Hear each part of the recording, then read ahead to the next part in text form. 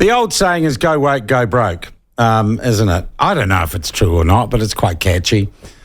And, of course, in our news media in New Zealand, many of you would be aware that I think much of our news media is quite woke, including Stuff and the Spinoff. I was not then surprised when I hear that there is some sort of strategic alliance, merger perhaps happening, between Stuff, which is the most widely read news site in this country, and the Spinoff, which is kind of this super woke outlier in social media that I understand, though our guest may be able to fill us out, gets an awful lot of its income through New Zealand On Air and government funding. But apparently there is some sort of amalgamation on content and cooperation between Stuff and the Spinoff. I have perhaps cruelly suggested they will be called Stuff Off. What is going on? To find out, we're joined by the man who created the Spinoff, Duncan Greive. Duncan, welcome to the program. Morena, Sean. And I should start by saying that the Spinoff gets almost none of its income from New Zealand On Air, just because that is a quite widely held misconception. How much have you had from them since you started, and from the Public Interest Journalism Fund? The Spinoff itself would be less than, I don't have the figures to hand, but it'd be less than 1% of its revenues, and if you include the Public Interest Journalism Fund, maybe 2%. So how much in dollar terms? Orders of magnitude.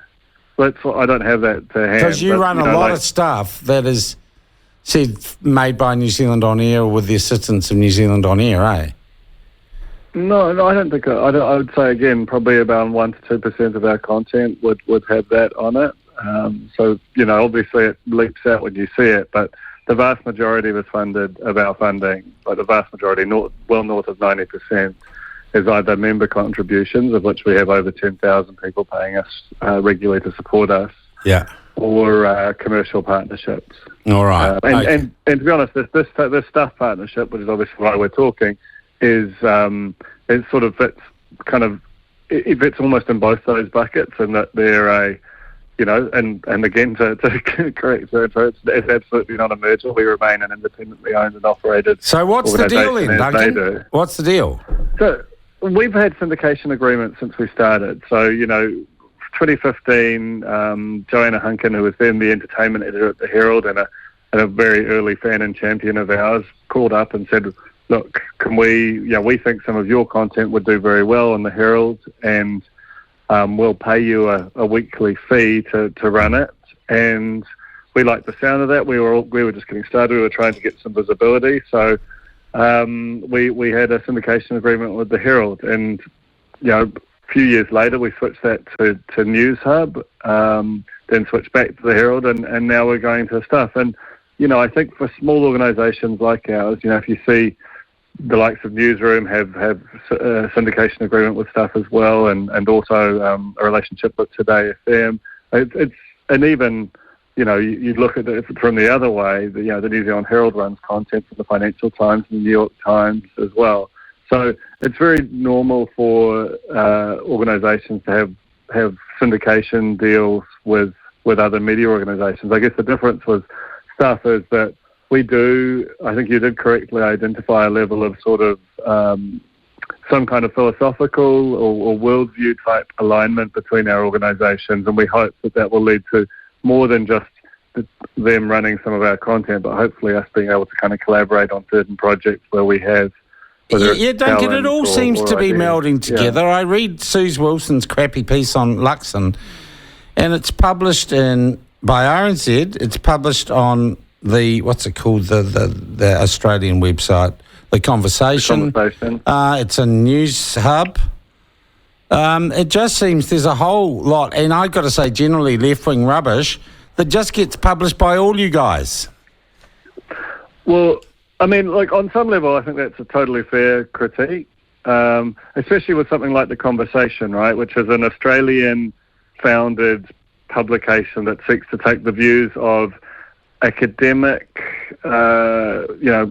writers and give them a sort of a journalistic polish, and then basically anyone, who has a license, which is basically all of us, can then run that, provided we attribute it to the conversation. Well, I guess I could run their stuff then. Because just to finish it, I think you're not wrong that if you were to do some kind of meta-analysis of all that they publish, it would probably be, because, the universities tend to lean this way, it would probably be more left-leaning than right-leaning. And that's absolutely a thing that it's fair for an organisation like yours to find trouble in. Mm. I look, you can look, Duncan, at Newsroom. They are sponsored by the universities in return for allowing those universities editorial space. I mean, if you look, basically, it's pay for column centimetres. And Grant Guilford, a former Labour MP, did that deal with Newsroom, which they don't like talking about very much. So when I read some of the ridiculous stuff published by academics as columns or opinion pieces in Newsroom, I know it's just paid for.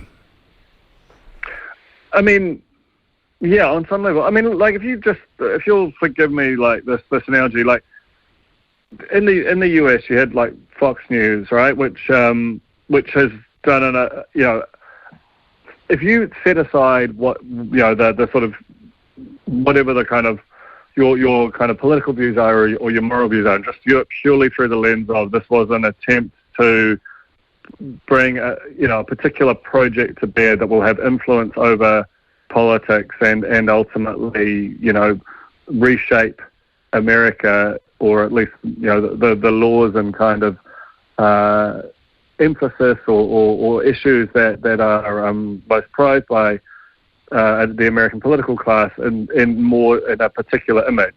And it's been tremendously successful.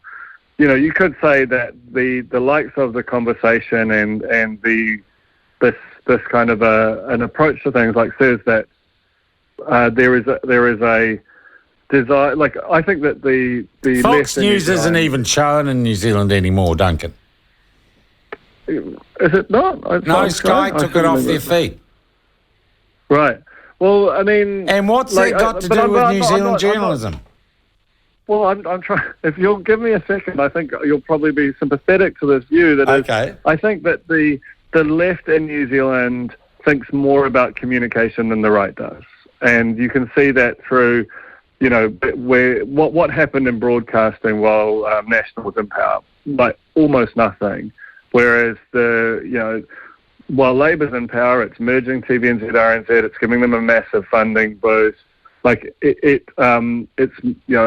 just a lot more focused on communication and on the way that it's evolving than the right is. And I think if I'm to kind of play along with what your sort of thesis seems to be, that's probably something that the right in New Zealand should maybe think about, is if you have one side of your kind of politics that is very interested in communications and in media, and another side which is basically hostile to it, then while the left is in power, then they're likely to exert a particular gravity around it. I don't genuinely, I don't think that there are any journalists that I could identify as saying, they've got a dog in the hunt. Their journalism is fine as a result. But there is just an overall preponderance of people. I do. Do you want me to go through a list? Well, you're welcome to. But just to finish the point, I do think that there is, when you have, the issues that are considered to be most important to the left, whether that's child poverty or various issues around equity, that is the animating spirit of a generation of journalists. And the journalists who have previously Truth is the animating spirit of any journalist and the search for it. Yeah, but that can be realised through any one of a number of different subject areas of which you devote your time, which you consider the most important truths lie there. And I think that is probably something that's happening. And the fact that the right in New Zealand has largely ignored the media, is probably at its peril. It's just, you can't just pretend it doesn't matter. I think the problem's become, Duncan, to be honest, that the media has become the left. and be completely subsumed and corrupted by it. Do you genuinely think that about all of New Zealand's media? I would say the vast majority of mainstream media has now been pretty well stuffed by that, yeah. So the New Zealand Herald as well as stuff? Yep. I'd say in general terms, the Herald, I think ZB's a kind of holdout on that issue. I certainly think RNZ is like gone. I think TVNZ is currently having an internal struggle for its soul and its journalistic soul. You guys never pretended to be anything but wokesters, which I kind of appreciate. There's an honesty about that. Stuff is gone. It's gone climate change, religion, nutter. Even the old ODT got rid of Garrick Tremaine, so clearly their newsroom has been infected by snowflakery. But honestly, I talk to journalists of my generation or older, and increasingly journalists below me who believe they live in an environment and work in organisations that are not really journalistic anymore. I mean, I obviously disagree. I think that journalism was a much more conservative institution than it probably admitted or even had scrutinised itself and knew, and it's in the middle of a rebalancing. And yes, I see things where I sort of wince at them or think that they probably have gone, further than, is needed. But I think that's sort of inherent in any kind of power shift or any kind of thinking shift within any kind of big system. But I mean, I guess the thing that's interesting to me is I think you're probably, in the broader scheme, certainly I wouldn't agree with how you characterise it, but I do think there's probably been a shift left in journalism as a whole. What I'm interested in is that no one, apart from yourself probably, has viewed that as a business opportunity. Because if your thesis holds, right, if there are, hundreds of thousands, if not millions of people of a particular age and sensibility who feel like they've been abandoned by journalism, then sure, and plenty of journalists who are uncomfortable about this, then surely there is an opportunity for someone of that persuasion to put their money where their mouth is and say, we will create a media institution that will serve audience. And then, ultimately, if they put enough money there, then, the proof will be you are talking on the platform, Duncan. You are talking on the platform, Duncan. You are literally like living proof that someone is taking a shot at proving the thesis. Now, I don't know what your ratings are like. I honestly, hand on heart. Well, I can tell you, I think we're about 15,000 app downloads in 6-7 weeks, which isn't bad. And we now have more than 1.5 million unique views in a month to all our various social media sites. So I think we're going gangbusters, actually, Duncan. I mean, that's pretty impressive for the first couple of months. And then the thing to do, the thing that you need to prove is that you can monetize that, which again, if the thesis holds, if this is an older New Zealander, well, that's the group that's got the money. But you see, my philosophy is different. I don't see my audience. I don't see New Zealanders as a market. I see them as the people I serve, and I create a business that becomes self-sustainable because its primary goal is to serve the truth, not be a business.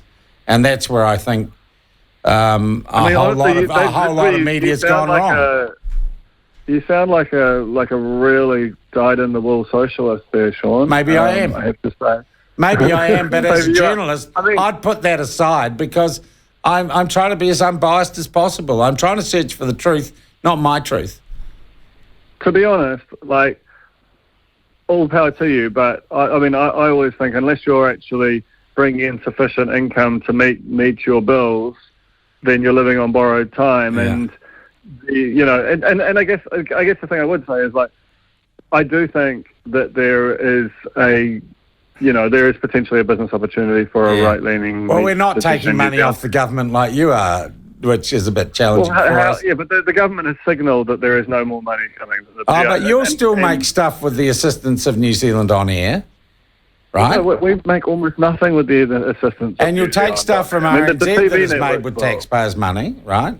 Well, we actually... Sean, you're saying some things that really don't stand up to. So you never run anything that's run on Radio New Zealand?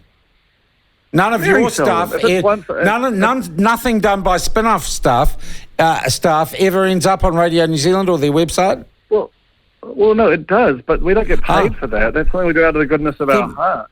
Oh, really? And you get nothing back in return? Roles, No, nothing. So you just do it because you're all woke together? Well, just because, look, this is probably like the foolish side of me, the foolish idealist in me. Like, there's the foolish idealist in you that is, I'll just start this kind of right-leaning session and won't worry. We're not right-leaning, Duncan. Okay, I mean, we're truth-leaning. We're truth-leaning. There's a difference. All right. And in the context of an entirely left-wing, of course, we might look right-leaning because everyone else is screaming off down the left. Okay, now I want to get back to what we started with, the Stuff Spinoff.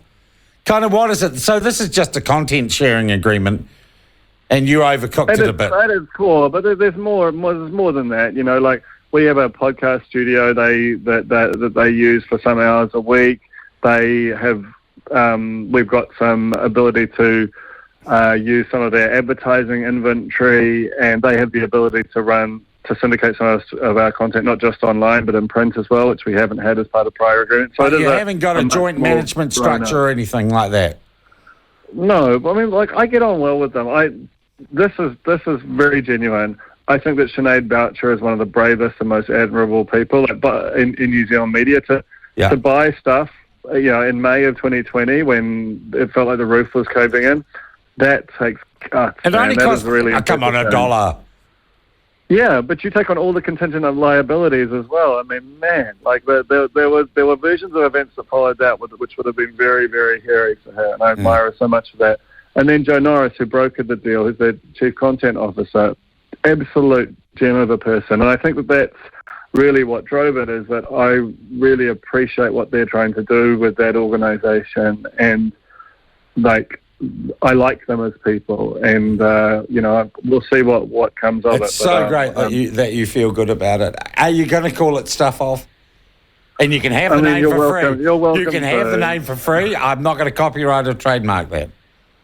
Well, that's very kind, very kind. So the spirit of generosity in media lives, even when we can disagree on certain things. Well, I've got to admit, even when I maybe extracted the Michael, and I really felt for Sinead when they had that flood in Wellington with that rain. I did offer to use our studios for podcasting if she was caught short. Well, that's kind. See, there is something. Even like, this is the thing, right? Like, you've said a bunch of things this morning about the Spinoff, which are somewhere between untrue and unkind. But I think we respect one another, even if we disagree on a lot of things. Yeah. Well, not accurate, no. And I think that kind of gallows mentality of the people who are left in media, because this is the other thing, Sean, is we have gone from, like, you can, complain all you want about perceived biases within the media. You may have a point sometimes. I think largely it's not nearly so true as you say it is.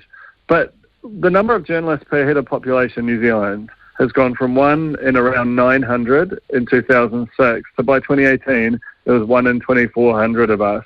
And no doubt it's worse since then, because we've had rounds upon rounds of redundancies through COVID. And so fundamentally there are just less journalists anywhere doing anything. And so I think the people who are here, there's a certain kind of rugged, stoic, like, well, we know that there's more money out there in comms and in various kind of government funded. You want to talk about the government funding thing. I don't think it's about funding journalism. I think it's the growth in the comms establishment, which is a lot of ex-journalists who are on considerably more money. Or the new propagandist journalists like Paddy Gower, who's basically government funded almost entirely, isn't he? And funnily enough, ends up doing stories which are in line with government initiatives. I mean, if you think that Paddy Gower has become a kind of a stooge of the government based on the New Zealand Air funding. Yeah, right. I do. Well, why don't you get him on the show and challenge him? Because Paddy doesn't really come on. And I actually had him on. Well, no, he came on to one of my former radio shows when he was doing his Paddy Gower hate thing. And I let him take calls for an hour, and all these people were pointing out that the mosque attack wasn't based on race but religion. and therefore the whole premise of his documentary was wrong. Didn't all got left on the cutting room floor when they came to make that taxpayer-funded documentary? Yeah, I mean, I think I honestly, respectfully, think that you massively overstate the extent to which New Zealand On Air influences its productions. Like, it makes decisions, which are basically yes or no, but they have to be supported by a platform to get there in the first place. Now, of course, we sort of know what they like to make, and that probably has some impact. But and you have to agree in your business to abide by the principles of the Treaty of Waitangi. And you have to read the guidelines on what that means before you can get the money, right? But that's such a, how does that impact what Paddy Gower is doing, for example? Well, Paddy Gower's last one on booze, they just had some spare money and they said, Helen Clark Foundation and Alcohol Health Watch, they're running this campaign to lessen the impact or the negative feedback to an increase in alcohol excise tax. So it was all part of actually a coordinated sort of PR campaign and all timed to happen at the same time. And what happened last week, Duncan? Increase in alcohol excise tax. Yeah, I mean, I think, I personally just don't think that there is anywhere near so much coordination as you think versus times just change. 20, 30 years ago, when the fourth Labour government was coming into power, there were all its reforms. I'm sure that journalists of a certain age were just had a very similar sense of the sky falling in. And, this is the tension between conservatives and liberals or progressives and conservatives that, same as it ever was, And I'm sure that in 10 years' time, I'll be disquieted by whatever the latest generation of for your average snowflake liberal Thorndon dinner party goer, will there be any perceptive change to how they read the Spinoff or stuff, or you just have more content in common? I don't know. There will be no change in terms of what we do. Actually, that's not true. It won't be changed because of our relationship with staff. But we are in the midst of, we've got a newish editor, Madeline Chapman, who's sort of 6 months in and really starting to kind of find her feet. And, staff is obviously in the midst of a big change in emphasis since Sinead took ownership. And so they'll change. They just won't change because of either the relationship or because of any kind of grand plan. It's just because things change and it's the nature of life. All right, Duncan, I thank you for your time and for always fronting up for a yarn. Take it easy. We will see you soon. Thank you, Sean. That is Duncan Greive. He is the editor of the Spinoff. Just kind of being woke, more closely woke with stuff by the sounds of it.